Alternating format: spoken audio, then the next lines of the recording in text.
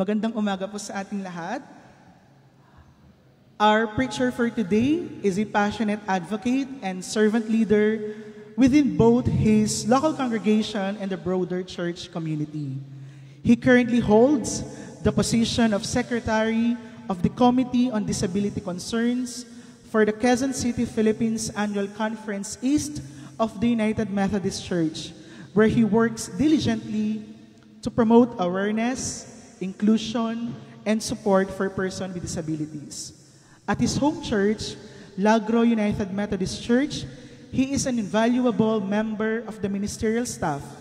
He faithfully serves as the church organist or keyboardist for the praise and worship team, using his musical talents to enhance the worship experience and inspire the congregation.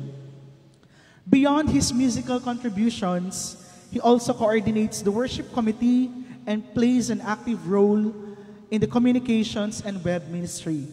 Additionally, he is a dedicated member of the choir and occasionally leads the Bible study sessions for the young adults group, offering guidance and spiritual insights to fellow members. In broader ecumenical context, he serves as the convener of the NCCP Disability Inclusion Working Group, the body responsible for initiating and organizing today's important forum. Despite living with a physical disability, his unwavering faith and commitment to service have never been diminished.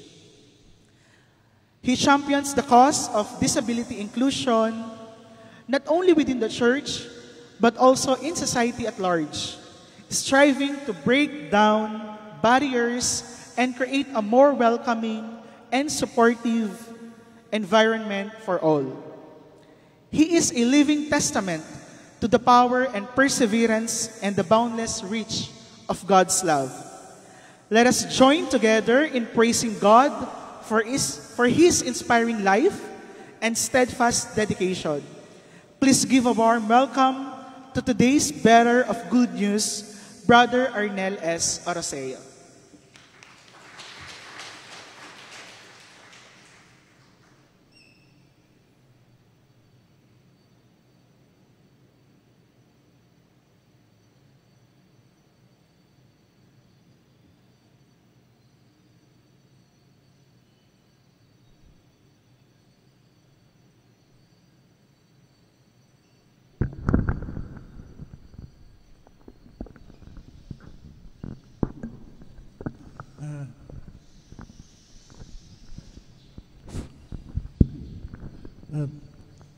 Magandang umaga po sa ating lahat. Blessed morning to everyone, fellow servants of the Lord, and fellow siblings in Christ. Muli po ako si Brother Arnel. Pwedeng Kuya Arnel or Tito Arnel, no? Kayo na po ang bahala. Nabanggit po sa introduction, no? Maraming salamat, Brother Gerson, sa introduction. At nabanggit po yung mga ating ginagampanan gawain sa kabila ng sitwasyon na kailangan po akong buhatin, no, sinusundo at hinahatid pauwi tuwing may gawain. No. Medyo mahirap, pero pwede. Pwede po. Tayo ay nagkitipon ngayon para sa isang Ecumenical Liturgical Disability Awareness and Acceptance Forum na may temang pagmulat ng Balintataw.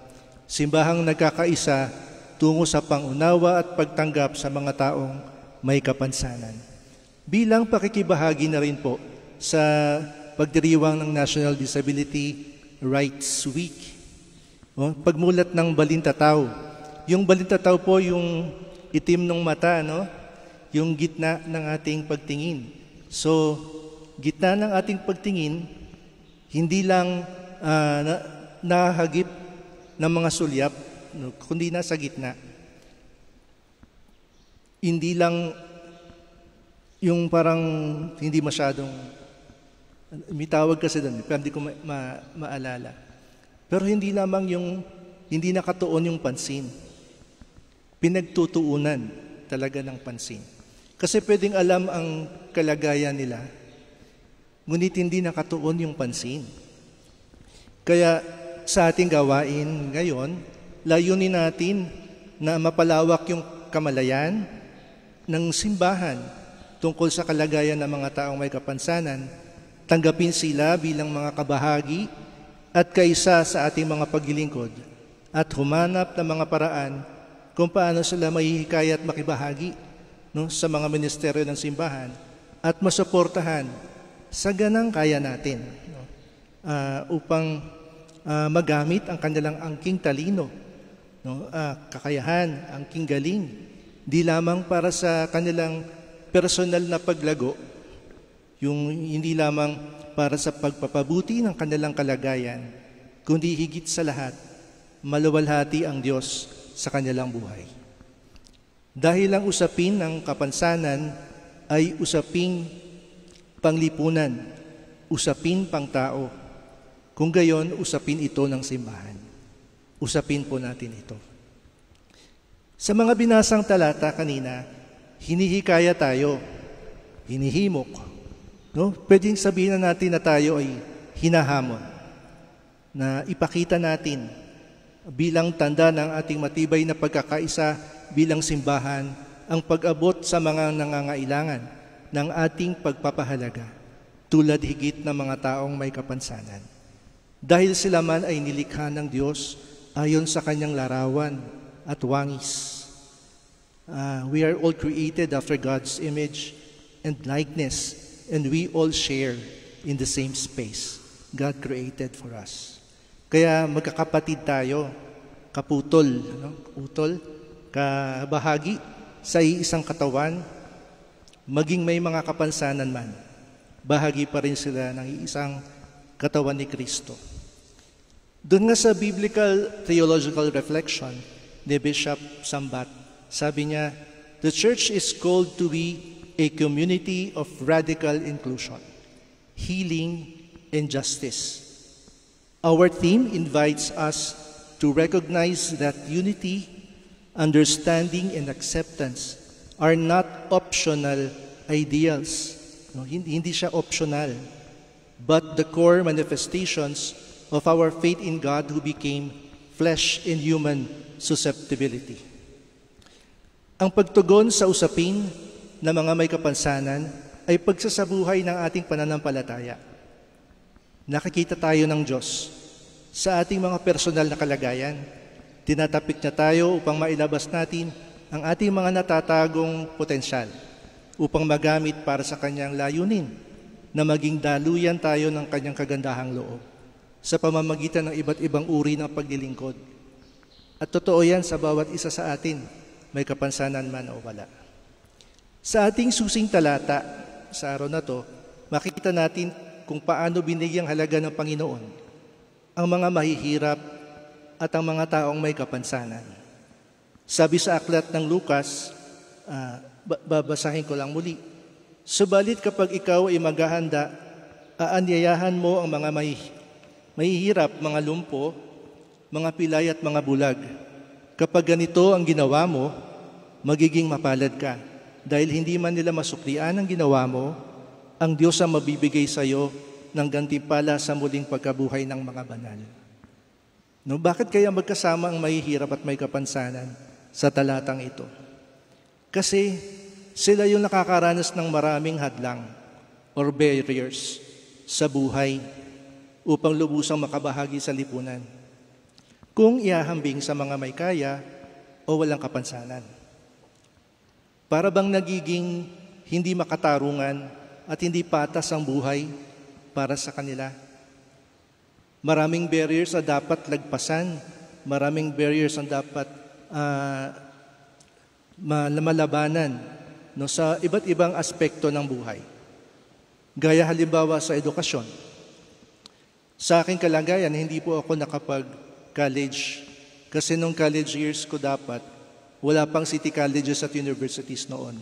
Kung magka-college ka, sa university belt talaga. Yung panahon na yon, yung sitwasyon na kailangan mong buhatin at magbiyahe araw-araw ay hindi kakayanin ng aming family, considering din yung mga magiging expenses kung sakali. So, hindi na kapag-college. Kaya ang nais ng Diyos, ibukas natin ang ating balintataw sa kanila na mga may kapansanan bilang mahalagang bahagi ng lipunan, maging ng simbahan na dapat lang maranasan ang kagandahang loob ng Diyos upang maranasan nila na sila ay mahalaga sa kabila ng kanilang kalagayan at maranasan nila ang biyaya ng Diyos sa pagsamba at sa buhay pananampalataya ng simbahan. Pero, kung may mga hadlang upang makapasok sa simbahan, paano nila mararanasan ang biyaya ng Diyos sa loob ng simbahan? Sana kamukha ng CRL, very accessible. No? Ang sarap pagsimba dito, Yan. Amen. Sabi sa Isaiah chapter 40 verse 3-5. Ganito ang isinisigaw ng isang tinig. Ihanda ninyo ang daraanan ni Yahweh sa ilang. Gumawa kayo ng mga tuwid na landas na kanyang lalakaran sa ilang. Tambakan ang mga libis, patagin ang mga burol at bundok, at pantayin ang mga baku-bakong daan. Mahayag ang kalawalhatian ni Yahweh, at makikita ito ng mga tao. Si Yahweh mismo ang nagsabi nito. Bagamat may spiritual na kahulugan ng talatang ito, may literal din itong katotohanan dahil may mga barriers o hadlang na nararanasan ng mga may kapansanan na nakakapigil sa kanilang makibahagi. Paano papasok kung mataas yung hagdan? Hindi kasya yung wheelchair sa pinto. Pero hindi lamang ito sa pisikal na estruktura ng simbahan, kundi pati na rin sa loobin at ugali sa loob ng simbahan. May mga kapansanan kasi na hindi kita, kaya hindi nalalaman kundi tuwirang sasabihin. Paano kung may mga bata o kabataan na may autism o ADHD? Kung minsan, kasi gumagawa sila ng ingay, nakalikha sila ng pagsigaw, kasi yun ang kanilang mode of communication. At kung minsan, malikot, patakbo-takbo sa simbahan. Minsan, marinig natin, kanino bang anak yan? Kung kayo ang magulang at naramdaman nyo na ang inyong anak ay nakakagulo sa pagsamba, isasama pa ba ninyo ulit? So minsan, merong hindi na. Pero dapat. Dapat dahil karapatan niya na maranasan ang biyaya ng Diyos. Pero paano ba nga natin naabuti ng mga may kapansanan? Sa amin po yung Committee on Disability Concerns, nabuo po yun noong 2021, panahon ng pandemic, sa pakunguna ng aming chairperson, si Pastora Cheryl Borbe. Umisip po siya ng mga paraan kung paano maaabot ang mga kapatid na may kapansanan kahit na online lang. Tinipon niya po kami mula sa iba't ibang local churches para makapag-umpisa ng disability ministries sa aming annual conference bilang pagtugon na rin sa unang disability ministries consultation ng United Methodist Church na ginawa noong August 2019. Kaya produkto po ng unang consultation na yon yung aming committee. Una po namin ginawa ay yung magdaos ng Disability Awareness Sunday online. Gumawa po ng pre-recorded worship video na pinalabas online.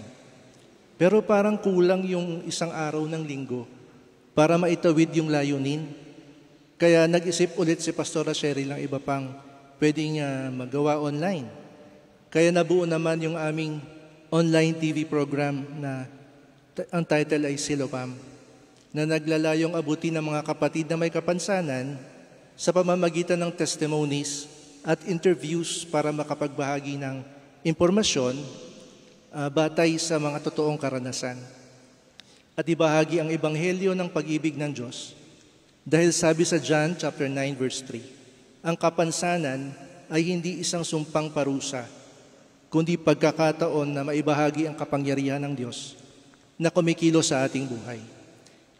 Inilalayo tayo nito mula sa pag-iisip na kung ano yung dahilan o kung ano yung sanhi ng kapansanan, papunta sa kung ano ang purpose at higit na dakilang layunin ng Diyos sa pangyayari na yon.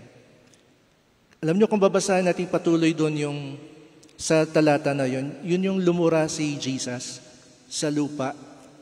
Tapos ginawa niyang parang clay yung kanyang laway tsaka yung lupa, di ba? Parang tapos nilagay niya doon sa mata ng bulag. Di ba parang kadiri, no? Yung yak. Yung laway tapos lupa, no? Actually, simbolo po iyon ng lahat na nagsisilbing hadlang upang makita natin at maranasan ng personal ang Panginoong Hesus. Kaya pagkatapos noon, inutusan niya yung lalaki na magbanlaw sa bukal ng Siloam. At nung nagbanlaw siya, nabuksan yung kanyang mga mata at nakita niya na si Jesus ng personal. Nawa mga kapatid, katulad ng bukal ng Siloam, ay maging instrumento din tayo na mahugasan at mawala yung mga balakid, yung mga barriers na nagiging dahilan upang hindi makita ang kadakilaan ng Panginoong Hesus sa buhay natin. Mga kapatid, kung hindi ko naranasan ang kapansanan, maaaring wala po ako sa ganitong paglilingkod ngayon. Pero siyempre, hindi naman ibig sabihin pinili ka ng Diyos. Pipiliin ko ang lalaking ito na maglingkod, kaya siya ilulumpuhin ko, hindi siya makakatanggi. Hindi naman sa ganong konsepto, hindi ganon si Lord. Kundi ito ay yung katotohanan na kayang baligtarin ng Diyos ang anumang hindi magandang kalagayan upang maging patotoo ng dakila niyang biyaya sa pamamagitan ng Panginoong Hesus. Dahil hindi ko po magagawa ang anumang nagagawa ko ngayon kung hindi dahil lamang sa biyaya at kabutihan ng Diyos. At gano'n na nga po, mula sa programang Siloam, nakabuo din na rin kami ng mga maliit na online care group with persons with disabilities at nagmi-meet kami every Tuesday night. Nasa 5 taon na po yung aming committee sa ministeryo at patuloy pa pong bumubukas ang mga pintuan ng oportunidad upang makapagministeryo sa pakikipag-isa na rin sa NCCP.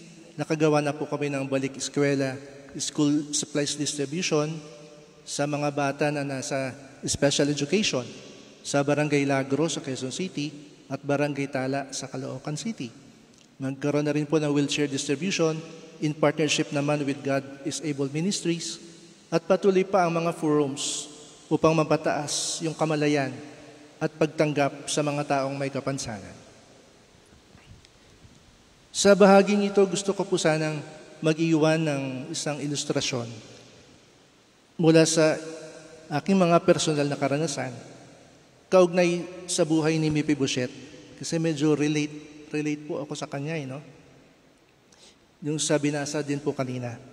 Kasi yun nga po, naghanap si Haring David ng natitirang kamag-anak ni Haring Saul upang magawa niya ng mabuti ayon sa kanyang pangako. At nakita niya at natagpuan si Mephibosheth, anak ni Jonathan na lumpo sa 2 paa. Kaya nakita niya na lumpo siya. Paano ba ang pwedeng gawin? So gumawa siya ng parang reasonable accommodation. Gumawa siya ng mga arrangements para kay Mephibosheth. Dahil hindi niya kayang mag-isa ang pamahalaan ang malawak na lupain na ibinalik sa kanya ng hari. So binigyan siya ng mga servants o tagapamahala, si Siva. At ipinagtagubili na siya ay kakain sa dulang o sa table ng hari, kasama ng hari. Pero gusto ko pong bigyan diin yung sinabi ni Mephibosheth sa verse 8. Sabi niya, sino po ako para pag-ukulan ng pansin? Ako'y walang silbi. Sa verse 8. Sa English po, ang ginamit doon ay dead dog. Ang feeling na siya isang patay na aso. Dinaanan ko din po yung ganong pakiramdam, parang walang silbi. Yung pakiramdam na bakit ka pa ba nabubuhay? May inferiority complex, nahihiya. Ngunit sa ganong malungkot at abang kalagayan, nakita po ako ng hari. At yung hari, siyempre ang Panginoong Yesus. At dinala niya ako sa kapilya upang maging organista. 14 years old lang po ako nung na-paralyze.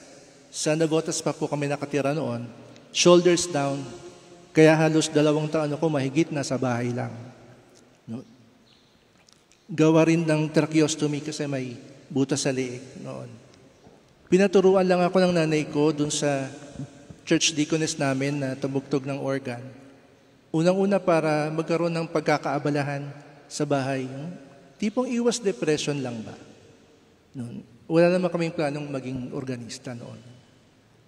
Kaya pag dumadalaw yung pastor naman namin noon, natitsyempohan niya yung nagpa-practice ako. So, nasa Kaunlaran Village pa kami noon. Pag naabutan niya ako nagpa-practice, naisip niya, i-record yung pagtugtog ko. So, ni-record sa cassette. Tapos, piniplay niya sa church kapag offering. So, yun na rin yung nagsisilbing offering ko sa church noong mga panahon na yon. So, ganun ako nagsimula. At nung pwede na ako lumabas, dinadala ako ng mga magulang ko sa church. At madalas yung nanay ko, yung volunteer para sa akin. Hanggang sa naging organista na nga po ako. At hanggang nalipat kami dito sa Lagro, UMC. At doon naging organista rin ako. Nag-volunteer din yung nanay ko. Pero dumating yung panahon na wala na sila. Wala na yung tatay na bumubuhat para makapunta ng kapilya. At wala na yung nanay na laging nag-aalala kung paano napagwala na siya. Pero yung hari, meron pa rin siyang reasonable accommodation.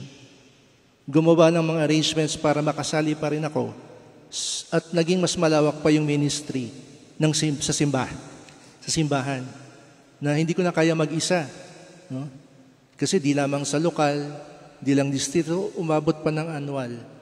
Binubuhat, sinusundo, inihahatid pag-uwi. Madalas kasama pa yung admin pastor bumuhat. At nadama ko yung biyaya ng Diyos sa kanyang presensya. Nandun yung naramdaman mo na malapit ka sa Diyos. Kaya mula sa pagiging walang silbi, binigyan ng Panginoon ng Jesus ng kabuluhan yung buhay ko. Binigyan na ng dahilan para mabuhay. Pero gaano man kasi ang kagustuhan ko na maglingkod kung wala yung mga magulang na nagdala sa akin sa simbahan, kung walang simbahang nagbukas at tumanggap sa payak kong kakayahan at patuloy na sumusuporta, gaya ng Lagro UMC. Hindi ko po mararanasan ang biyaya ng Diyos sa paglilingkod. Kaya nawa, tayo po ay maging instrumento upang maranasan din ng mga may kapansanan ang dakilang biyaya ng Diyos. Sa ating mga personal na pagbubulay, damihin po natin ang ating pagiging isang katawan ng ating Panginoong Yesus. Ang bawat isa po sa atin ay bahagi ng iisang katawan na ito. May kapansanan man o wala. Kung titingnan nyo po yung logo ng NCCP, no? Makikita nyo po na tayo po ay nasa iisang bangka lang. Iisang bangka lamang po tayo. At ang bangka na ito ay naglalayag sa ating mga komunidad sa pamamagitan ng kapangyarihan ng banal na Espiritu. At kumikilos sa pamamagitan ng dakilang pag-ibig at biyaya ng Diyos. So mga kapatid, handa po ba tayo harapin ang hamon?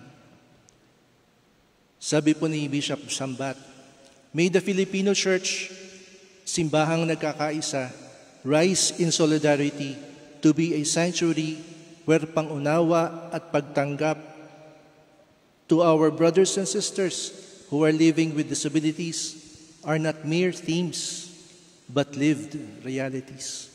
So hindi lamang po ito magandang tema sa isang magandang gawain, kundi mga katotohanang ipinapamuhay natin. Tanging sa Diyos lamang po ang luwalhati.